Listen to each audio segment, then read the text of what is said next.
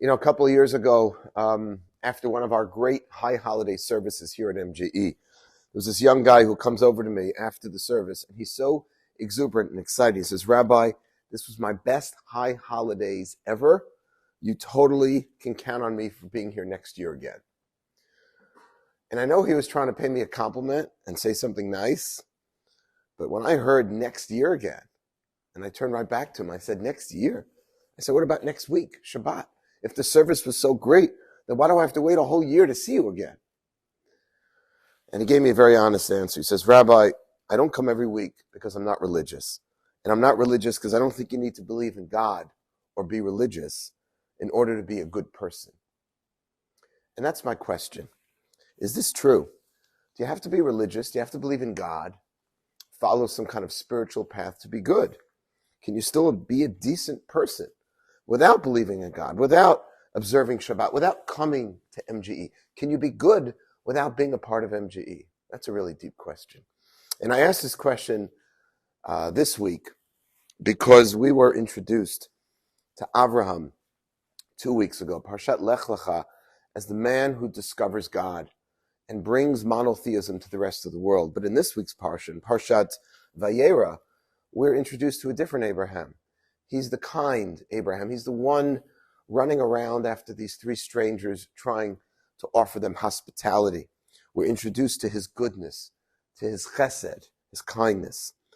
And he prays for the people of Sodom, the way he takes care of his wayward nephew Lot.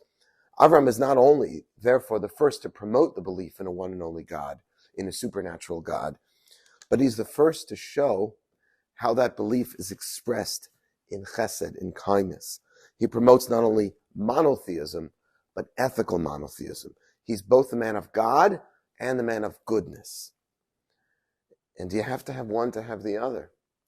Rabbi Dr. Norman Lamb, of blessed memory, my teachers and mentors, on this very parsha, in this very building, in 1965, delivered a sermon. And he said, and I quote, "We cannot deny that there are good people who do not believe in God.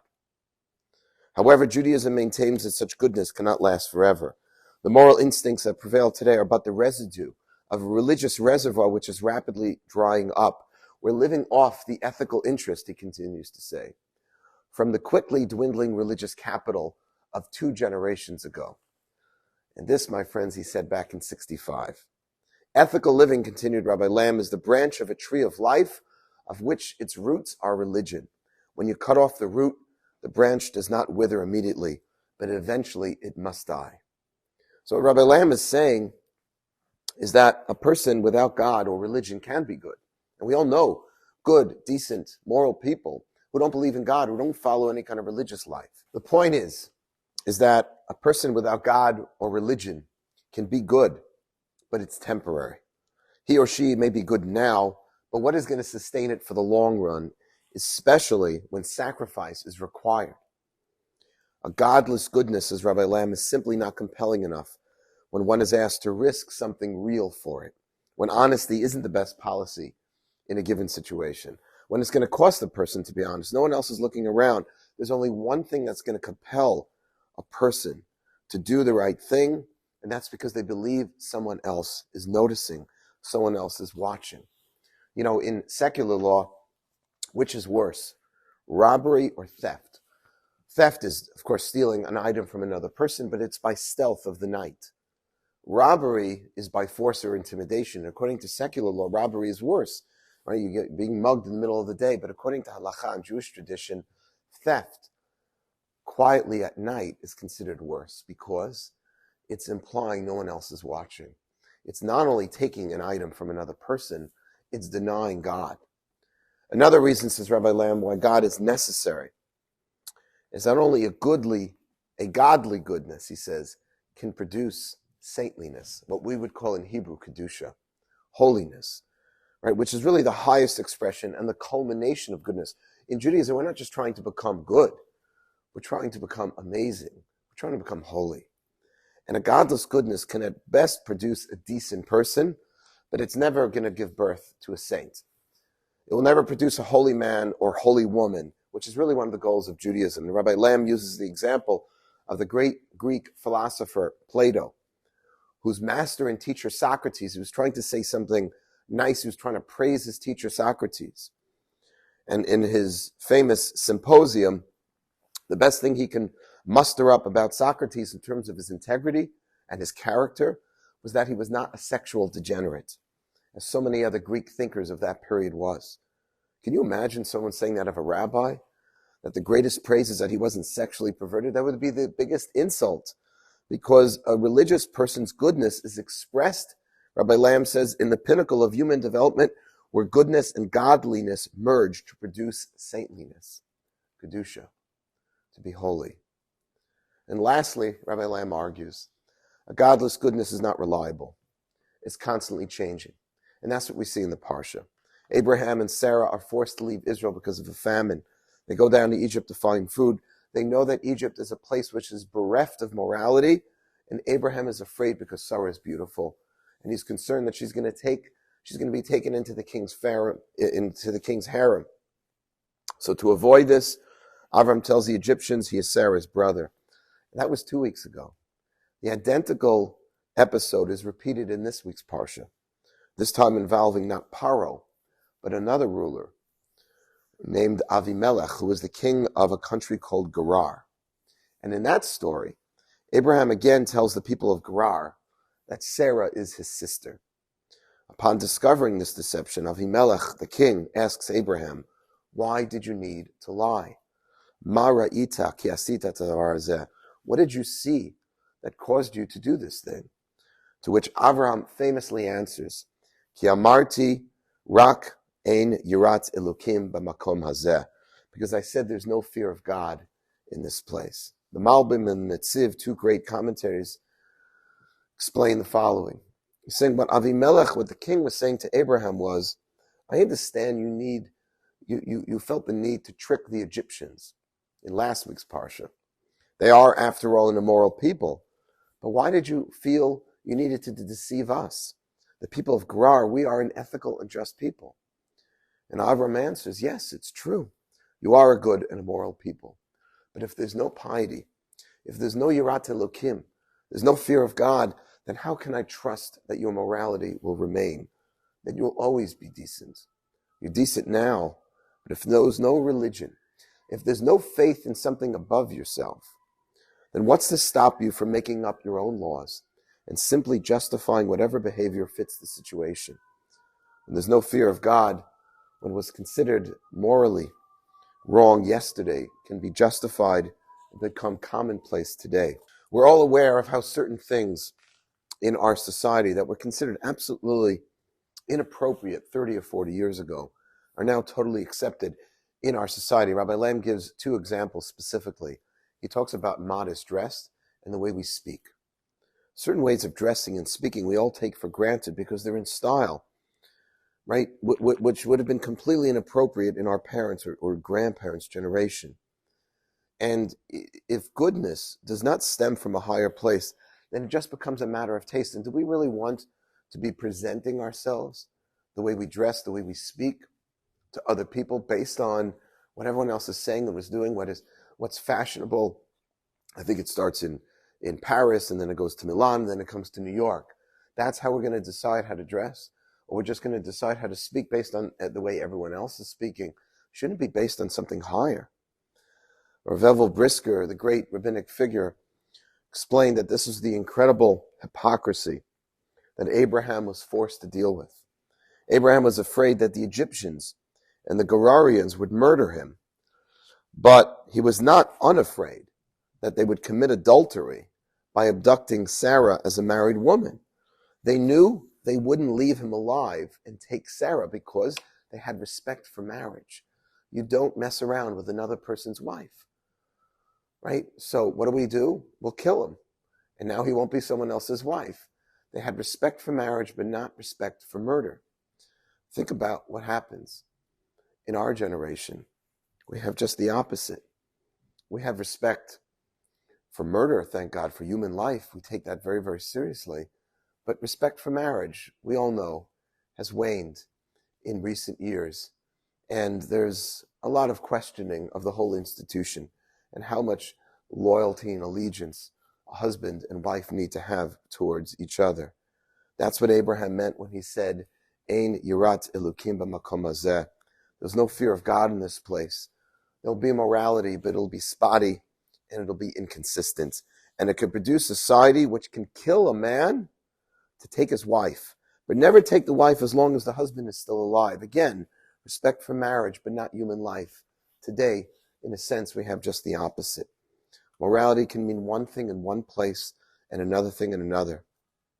And this is a very, very important lesson and question, because I believe it's one of the most pressing issues of our generation. Are there certain rights and wrongs? Is there an objective morality? We don't necessarily believe this anymore. It's not being taught that way anymore on college campus. But aren't there some activities we could all agree are absolutely wrong in every time and in every place? Judaism believes this to be true, but only because it's premised on the belief in a higher power. If you don't subscribe to that higher power, then with the greatest respect, it's just a matter. That's just your opinion. Lawrence Kellerman wrote a great book, Permission to Believe, and he argued that even something as fundamental as murder may or may not be seen as wrong. Because without a belief in God, one could certainly argue that murder is prohibited by society because it's the most reasonable way to ensure everyone's survival. But we know that for some, survival is not the highest value. We've seen this in our own generation. Some people would prefer to blow themselves up rather than survive. And even those who would consider their survival the highest value, you could still conclude that murdering another person, God forbid, if you can get away with it from a purely rational, logical perspective, is advisable and even profitable at times. There's no inherent relationship between logic and morality. The Nazis proved that. Something could be very logical, but absolutely immoral. So pure reason can't be the reason why murder is always wrong. And if, as Kellerman suggests, murder is wrong because the majority of mankind said so, okay, maybe, it was just the Nazi party, a minority group that got away with it, but everyone else says it's wrong. Was it okay then to murder before that person or that society deemed it immoral? And what happens after that person or society dies out? Every time someone is born or dies, humanity changes. Which civilization, which group of people, in which generation has the right to establish the ethical standards for all people at all time? The bottom line is that the only way to affirm any eternal universal ethic, like murder is wrong, is if you subscribe to a supernatural being who has the ultimate and exclusive right to be the moral arbiter for all of humanity at all times. If there is no such being, then saying murder is wrong. It's just your opinion. And that's what Avraham meant when he told Avimelech, Ein yirat elukim b'makom hazeh. There's no fear of God in this place. Your society may consider adultery immoral, and that's admirable. But because it doesn't flow from a belief in a higher being, it's just your opinion. Someone else, I'm sure, will come along with a different point of view, and one day make an argument why adultery should be more acceptable, and tomorrow it will be commonplace. This is a question I want to leave you with. Where do we make our decisions? Where do our values come from? Are they rooted in God's will as expressed in our Torah, or do they flow from the culture and the society in which we live? Just remember that we have lived in so many different cultures and societies. We survived the Greeks, the Persians, the Romans, each with their own culture and value system. Societies change. God does not.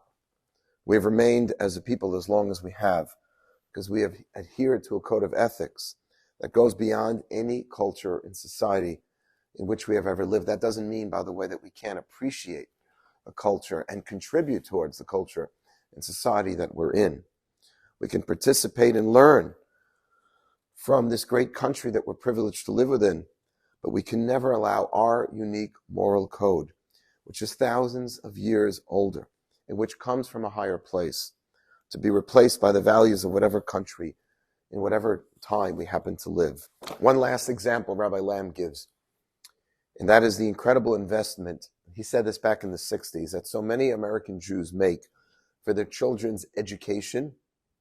And I put the word education in italics, secular education, which of course is important, while allowing, he said, their children's Jewish education to be relegated to a few afternoons a week, and from which their child will be graduated by the time they are 12 or 13. He's, of course, referring to the Hebrew school movement, which unfortunately largely was a failure in this country. And the result was and is an incredibly successful Jewish community in terms of career advancement and prosperity and affluence, but almost pitiful in terms of Jewish knowledge and commitment. The lack of seriousness when it comes to Jewish education is certainly not a Jewish value. The Torah explicitly tells us, V'shinantam levanecha, and to teach your children. And unfortunately, that was effectively replaced with the American dream to set up one's children to go beyond their parents so they can become more successful than they were, which of course is a wonderful thing. That's what every parent wants for their child. But our Jewish spiritual growth should also be part of what we want our kids to have more of than perhaps we did. This American value replaced the Jewish value of Jewish education, which we've always believed is just as important as material success in the world. But we follow a different value system. It's not a bad one, but it's not ours. And as a result, we're losing ourselves. How do we evaluate the way we speak to other people or about other people? How do we eat our meals? How do we spend whatever free time we have? How do we engage in our most personal, intimate relationships? Are all these activities guided by Judaism's moral system, or have we adopted a different morality? A morality which could be good at times, but since it's godless, it's not reliable, it's not consistent. It may be good, but it's not good enough. And so the next time you make an important decision, let's take a moment to ponder where the value system that we're drawing from to make that decision. Let's ask ourselves, is it a morality emerging from our culture, from our Jewish tradition, from the Torah? Is it a morality from man or a morality from God? A godless goodness will never last, said Rabbi Lamb. It won't compel us to do the right thing when it's hard to do the right thing, and it will never enable us to become a holy people. And he said, and I'll end with this, that if you subtract the three letters G-O-D from the word good, then you're left with the letter O, which he says looks like a zero. You take the godliness out of goodness, and there's nothing left. Let's take great pride in the moral path of our Torah, and in doing so merit to do what is truly good and moral in the eyes of God. Thank you for listening.